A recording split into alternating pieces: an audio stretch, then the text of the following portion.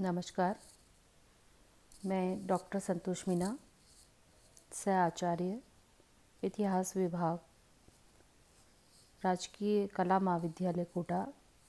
आज के इस व्याख्यान में आप सभी का स्वागत है। आज हम प्राचीन भारत का इतिहास का एक प्रमुख टॉपिक जैन धर्म की शिक्षाओं पर चर्चा करेंगे। पिछले व्याख्यान में हम कुछ शिक्षाओं पर चर्चा कर चुके हैं। उसके आगे हम और शिक्षाएं लेते हैं, जिसमें है आत्मा अनादि और अनंत। आत्मा पर दुखों का कोई प्रभाव नहीं होता। जैन धर्म के अनुसार आत्मा अनादि और अनंत है। नेक्स्ट है तप और मोक्ष। इसमें है कि तप करके ही व्यक्ति को मोक्ष प्राप्त हो सकता है। फिर है आपके शुद्ध नैतिक जीवन। जैन धर्म ने शुद्ध नैतिक जीवन जीने पर जोर दिया है। फिर है नारियों की समानता और स्वतंत्रता। जैन धर्म ने नारियों की स्वतंत्रता और समानता पर जोर दिया है। उन्होंने कहा कि जैन धर्म में जो नारियां भिक्षुणी बनकर संघ में प्रवेश करती थी उनको श्रमणी कहा जाता था, और जो नारियां गृहस्थ रहकर संघ में प्रवेश करती थी उनको श्राविका कहा जाता था। यानी जैन धर्म में नारियों को भी मतलब संन्यास लेने का अधिकार था। वो भिक्षुणी बन सकती थी, गृहस्थ रहकर भी और गृहस्थ के बिना भी। अब है ज्ञान का सिद्धांत। जैन धर्म के अनुसार ज्ञान 5 प्रकार का होता है, या 5 प्रकार से हम ज्ञान प्राप्त कर सकते हैं। पहला है मति, जो इंद्रियों के द्वारा प्राप्त होता है। जैसे कि नाक से हमें गंध प्राप्त होती है, या नाक से हमें गंध का एहसास होता है, तो उसे हम मति कहते हैं। जितनी भी इंद्रियां हैं हमारी, उनसे जो ज्ञान प्राप्त होता है वो मति में आएगा। अब है श्रुति। श्रुति मतलब सुनना। ज्ञान जो सुनकर या वर्णन के द्वारा प्राप्त होता है उसे हम श्रुति ज्ञान कहेंगे। इसे शास्त्र ज्ञान भी कहा जाता है। अब है अवधि। अवधि का मतलब होता है दूर देश और काल का ज्ञान। मतलब किसी दूर देश में किसी निश्चित समय पर जो कार्य हुआ हो उसका ज्ञान प्राप्त करना अवधि कहलाता है। फिर है मन प्राय, अन्य व्यक्तियों के भावों और विचारों को जान लेने वाला ज्ञान। किसी के मन में क्या चल रहा है या क्या भाव आ रहे हैं, उसके मन को जान लेने का जो ज्ञान है वो मन है प्राय कहलाता है। अब है केवल। केवल देश काल की सीमाओं से परे का संपूर्ण ज्ञान होता है, जिसकी कोई सीमा नहीं होती। आगे है हमारे स्यादवाद। स्यादवाद को हम अनेकांतवाद के नाम से भी जानते हैं, और इसका एक नाम और है सप्तभंगी न्याय। सप्तभंगी न्याय भी इसे कहा जाता है। ये जैन धर्म का एक प्रमुख सिद्धांत है। जैन धर्म के अनुसार भिन्न भिन्न दृष्टिकोणों से देखे जाने के कारण प्रत्येक ज्ञान भी भिन्न भिन्न हो सकता है। आप किसी चीज़ को किस दृष्टिकोण से देख रहे हैं, आपको वो चीज़ वैसी ही नज़र आएगी। ज्ञान भी भिन्न प्रकार का हो सकता है। तो ये कितने प्रकार का होगा, तो इन्होंने बताया है कि ये 7 प्रकार का हो सकता है। ज्ञान आप 7 प्रकार से उसको देख सकते हैं किसी चीज़ को। इसे बता ही दिया है आपको कि अनेकांतवाद और सप्तभंगी न्याय भी कहा जाता है। जो ये 7 प्रकार हैं कि किसी चीज़ को देखने का नज़रिया आप किसको कैसे देखते हैं, दृष्टिकोण कैसा है आपका, उस पर निर्भर करता है। तो इसमें पहला है भाई कोई वस्तु है। दूसरा है इसमें नहीं है, कि वो नहीं है। तीसरा है और नहीं है, मतलब हो भी सकती है और नहीं भी हो सकती है। चौथा है कहा नहीं जा सकता, मतलब उसके बारे में कोई श्योरिटी नहीं है। पांचवा है इसमें है किंतु कहा नहीं जा सकता, मतलब है तो मौजूद तो है लेकिन तू कह नहीं सकती। छठा है इसमें नहीं है और कहा भी नहीं जा सकता। सातवां है और नहीं है किंतु कहा नहीं जा सकता। इसको आप एक उदाहरण से समझ सकते हैं कि जैसे कहीं पहाड़ी पर आपको कहीं धुआं नज़र आ रहा है, तो आप किस किस दृष्टि से उसको देखेंगे कि आपके मन में क्या क्या चीज़ें आ सकती है, कौन कौन से भाव आपके दिमाग में आएंगे। जैसे पहाड़ी पर आपको धुआं दिखा तो आप सोच सकते हैं कि वहाँ आग है। दूसरा विचार आपके मन में आएगा कि नहीं है, हो सकता है आग नहीं हो, सिर्फ धुआं ही हो। तीसरा है और नहीं है, निश्चित नहीं है, आप कुछ कह नहीं सकते कि धुआं तो है, दिख रहा है, लेकिन कुछ है या नहीं है हमें पता नहीं है, निश्चित नहीं है। चौथा प्रकार हो सकता है कि कहा नहीं जा सकता। आपके मन में ये विचार आ सकता है कि मैं कुछ कह नहीं सकता, श्योरिटी नहीं है। पांचवा विचार है किंतु कहा नहीं जा सकता, है तो सही लेकिन आप उसके बारे में कुछ कह नहीं सकते। छठा विचार आएगा कि नहीं है और कहा भी नहीं जा सकता।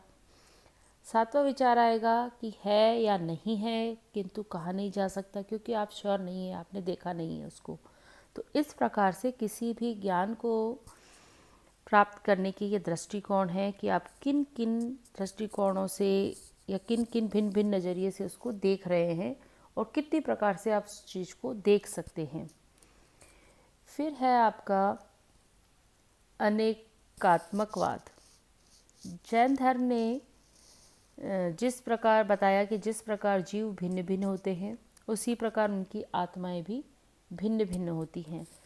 सभी जीवों में भिन्न भिन्न आत्माएं वास करती हैं। नेक्स्ट है निर्वाण।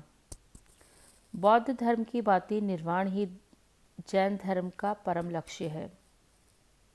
जीव के भौतिक अंश का नाश ही निर्वाण है, मतलब शरीर से मुक्ति पाना ही निर्वाण है। संसार में 6 द्रव्य बताए गए हैं: जीव, पुद्गल, धर्म, अधर्म, आकाश और काल। और जो संसार है वो इन्हीं 6 द्रव्यों का समुदाय बताया गया है, या ये बताया गया है कि इन्हीं 6 जीवों से 6 द्रव्यों से मिलकर जो है इस संसार की रचना हुई है। जैन धर्म ने सैद्धांतिक दृष्टि से ब्राह्मण धर्म के वेदवाद, यज्ञवाद और जातिवाद का विरोध किया है। जैन धर्म का विश्वास है कि जीव के भौतिक तत्व का दमन करने के लिए काया क्लेश की आवश्यकता है और इसी से उसमें तपस्या, व्रत, अनशन और आत्महत्या का विधान है। जैन धर्म में आप देखते हैं कि किस प्रकार से शरीर को कष्ट देने पर सहमति बताई गई है, या वो उसे अच्छा मानते हैं, तप को अच्छा मानते हैं, व्रत को अच्छा मानते हैं, अनशन को अच्छा मानते हैं। और एक संथारा एक यहाँ पर एक क्रिया होती है, या इनका एक धर्म में एक वो रखा गया है कि आपको अगर इस संसार से मुक्ति पानी है तो आप जो है संथारा के द्वारा इस संसार से मोक्ष प्राप्त कर सकते हैं या निर्वाण प्राप्त कर सकते हैं। तो ये एक तरह से आत्महत्या का ही रूप हम मानते हैं, लेकिन इस धर्म में इसका भी विधान रखा गया है। फिर है पंच अणु व्रत।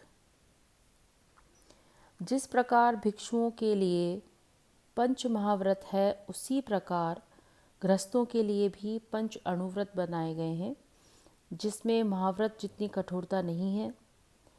पहला है अहिंसाणुव्रत, सत्याणुव्रत, अहस्ताणुव्रत, ब्रह्मचर्याणुव्रत और अपरिग्रहाणुव्रत। मतलब जो पंच महाव्रत है उन्हीं को जो है सरल रूप कर दिया गया है उसका, और उसे अणुव्रत की संज्ञा दी गई है। जैन धर्म में भिक्षुणों का जो कार्य है वो जैन भिक्षुणी चंदन द्वारा किया गया था, उसके सुपुर्द किया गया था।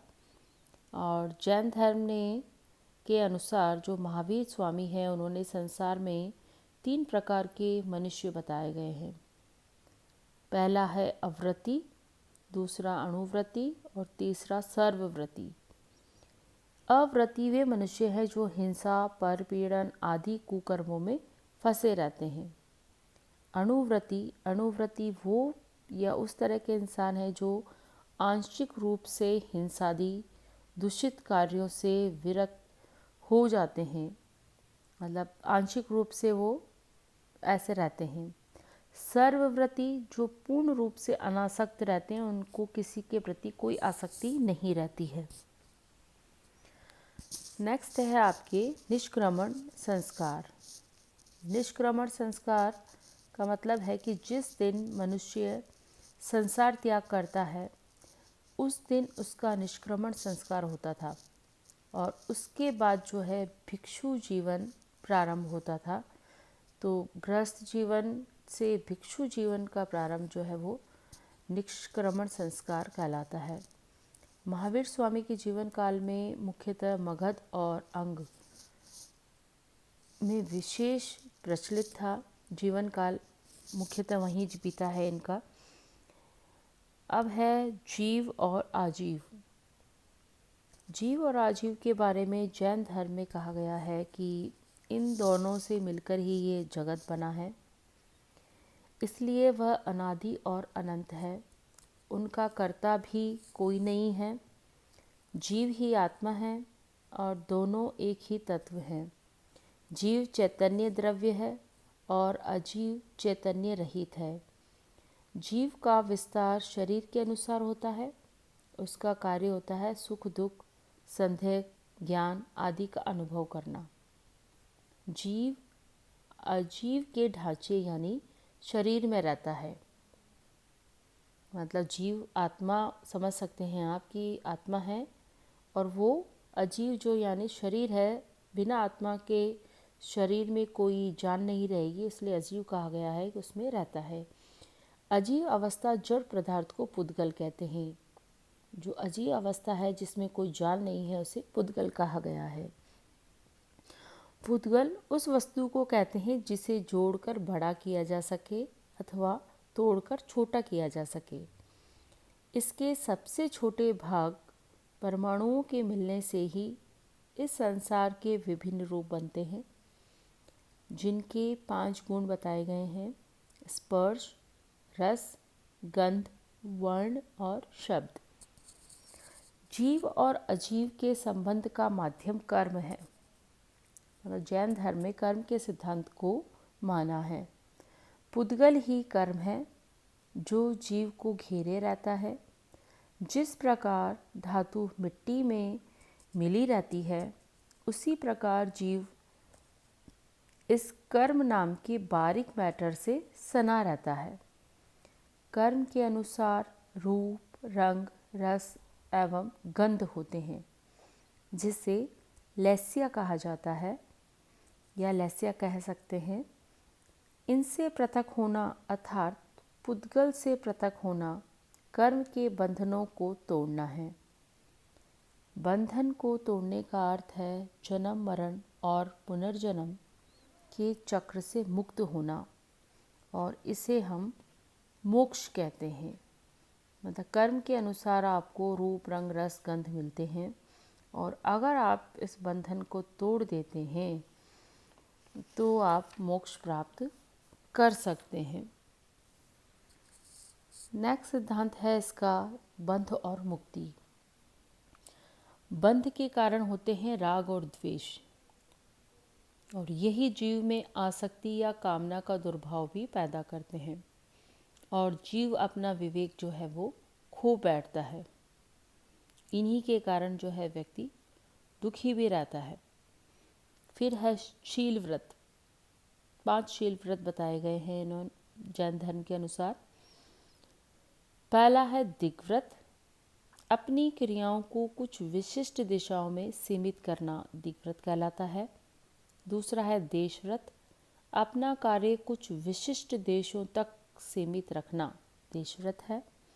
फिर है अनर्थ दंड व्रत, बिना कारण अपराध का भागी न बनना अनर्थ दंड व्रत है। सामयिक, अपने ऊपर विचार करने के लिए समय का कुछ भाग निश्चित करना। 5वां है पोषधोपवास, ये इसमें है अष्टमियों और चतुर्दशियों को उपवास करना। फिर है उपभोग, प्रतिभोग, परिणाम। दैनिक उपभोग की वस्तुओं को नियमित करना। फिर है अतिथि सविभाग, अतिथियों का सम्मान करना। इसके बाद है समितियाँ।